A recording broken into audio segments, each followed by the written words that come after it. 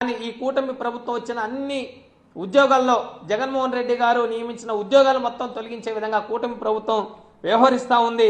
మొత్తం ఉద్యోగులందరినీ తొలగించి శాశ్వత ఉద్యోగాల్లో కోతలు విధించి కుదించి చాలా దుర్మార్గంగా వ్యవహరిస్తూ ఉంది.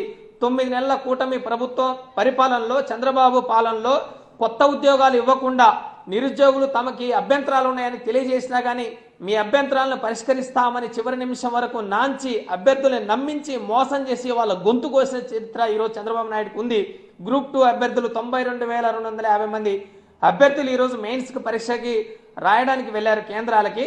వాళ్ళందరి జీవితాలతోటి చంద్రబాబు నాయుడు, లోకేష్ గారు, పవన్ కళ్యాణ్ గారు దుర్మార్గంగా వ్యవహరించే వాళ్ళ జీవితాలతోటి చెలగాటం మాడుతున్న పరిస్థితి ఈ రాష్ట్రంలో నెలకొని ఉంది. నిరుద్యోగులను నట్టేట ముంచిన చరిత్ర ఈ రాష్ట్రంలో ఏ ముఖ్యమంత్రికి లేదు, కేవలం చంద్రబాబు నాయుడుకే ఉంది ఆ చరిత్ర.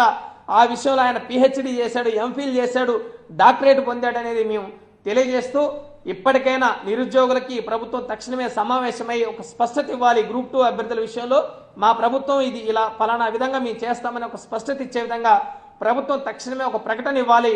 ఇలాంటి మోసము, దగ, వంచనని తక్షణమే విరమించుకోవాలి, నిరుద్యోగులకు స్పష్టత ఇవ్వాలని మేము డిమాండ్ చేస్తా ఉన్నాం.